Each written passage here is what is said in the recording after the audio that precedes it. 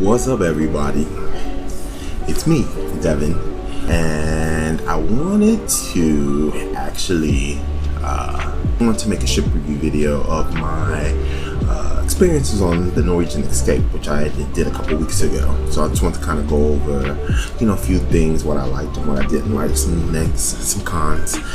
So, without further ado, let's get to it. So, the Norwegian Escape would have been my 8th cruise. Well, is my 8th cruise, and I previously cruised with Carnival a few times, and also cruised with Royal Caribbean once on the Harmony of the Seas, and one other time on Norwegian on the Breakaway, and now on the Escape. So I guess I'm a cruiser, and I enjoy it.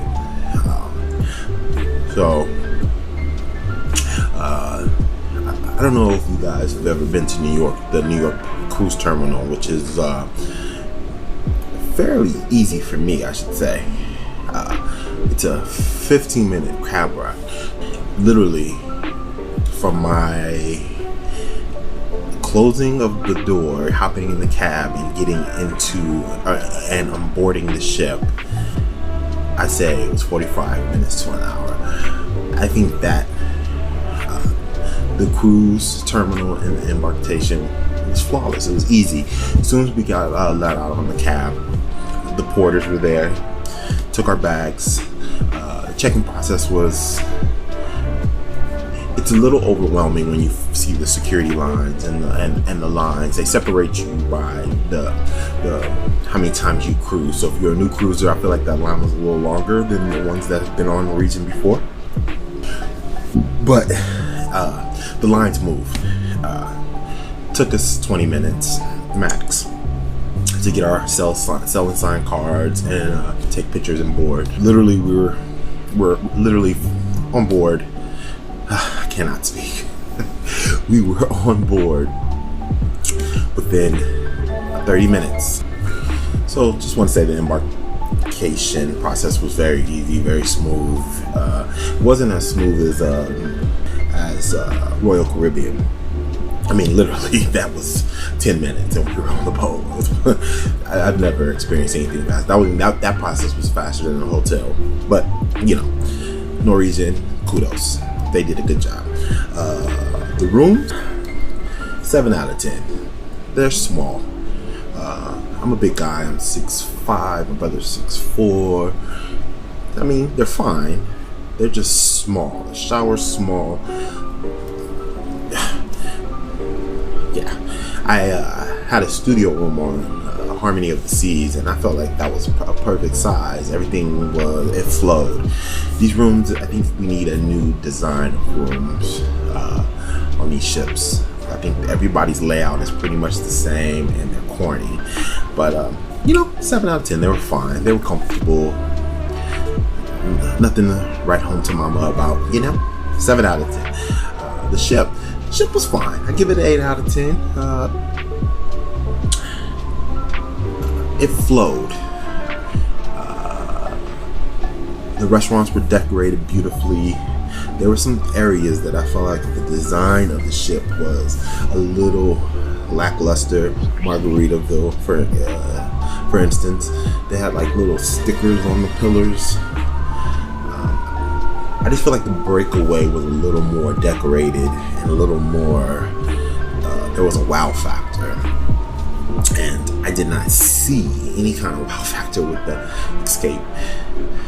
Decent ship, but it wasn't nothing to it. I feel like the Breakaway was there was a lot of wow factors on that ship. But I will say the flow on Escape was 100% better. I don't know what they changed or what they did. I'm sure it's a mirror image of the Breakaway, but I felt like the flow of Escape, there were no traffic jams, no congested areas, and I appreciated that. The pool, but for instance, yes, always crowded, but there was always a place on the upper deck looking down at the pool. Always the way you could always find lounge chairs. And there was 4 of us, and so we always found a place to sit. Or yeah, there was always a place for us. So I really appreciated the flow of Escape compared to the Breakaway. It's not as good again as Royal Caribbean. I feel like they have the design of those ships on lock. You know, those big separate areas like the boardwalk, and they're like Royal Caribbean has one of the best layouts in any ship, hands down.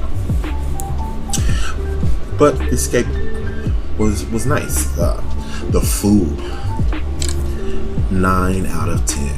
The food was outstanding. I can really say that I enjoyed pretty much everything I ate. Norwegian is running their little special. I don't know if it's a special or it's a new thing that they do. You know, you can pick a few things depending on your room. You can pick out of the 5. You can pick a Wi-Fi package. You can pick some onboard credits for a shore excursion. You can pick a drink package, which I got, or a dinner package. Another thing I got, and in that dinner package you get 3 of the specialty restaurants of many that they have on the ship. So we experienced the tapenaki. We also experienced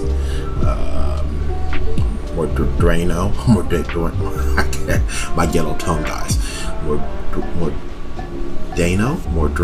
Mordeno is the Brazilian restaurant, and we also experienced La Cochina. All 3 were delicious. They were fabulous. We really enjoyed. Me and my brother ate at the Manhattan Room one night. Delicious. I had like a seafood paella. The service was outstanding. We got visited by the assistant maitre d'. They checked on us. We always had drinks flowing. It was top notch. We also ate at Food Republic, and I want to say this, guys. That is a hidden gem. We ate there twice. The first night, actually on board the ship, we ate there, and literally we were the only family, and there were some cruise folks that were eating there, and you know that's also a thumbs up if you know the crew people were eating there. Service was outstanding. The food was fresh and delicious. And so we went back. Mid in our cruise, we went back. Delicious. I mean, there was one thing that I got like these scallops, and it had this like moss on it. I didn't particularly care for those, and I love scallops, but I didn't like the way they prepared them. But other than that, delicious. We also ate at, the buffet, the Garden Cafe, and I want to say that's it. But it was delicious. So food, I would say 9 out of 10. I'm not gonna give it that extra point because just don't want to. I'm gonna give the minus point to the scallops. Entertainment. I have a problem with all cruise ships on this entertainment thing because you have to book shows prior to boarding. Because if you get on board, they're most likely are sold out. And usually I missed out on all ships show because I always forget to book. This goes from Norwegian to Royal. So the only show that I saw was Into the Night, which was fabulous. And it was an all-black cast. It was great. We couldn't see anything else because everything was sold out. And excuse me. I will say the cruise director, his name was like Jimmy Chang, was corny, guys.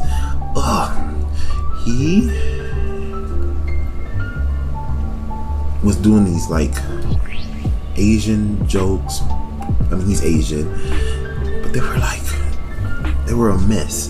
I hated him. Not hated him. That's a strong word. He's just awful. Not a good cruise director. Plus, we hardly ever saw him. I always saw the assistant cruise director. Don't remember his name. He was fine. He was good. And there was stuff going on all through the trip. So, I can't really judge it so much, but from what I can see, I'm gonna give it a 7 out of 10. It was just okay. Nothing special. I feel like, they had water slides and pools and spa, gym, all that stuff. You can always entertain yourself, but the cruise director was just blah. The staff, hands down, probably the best trip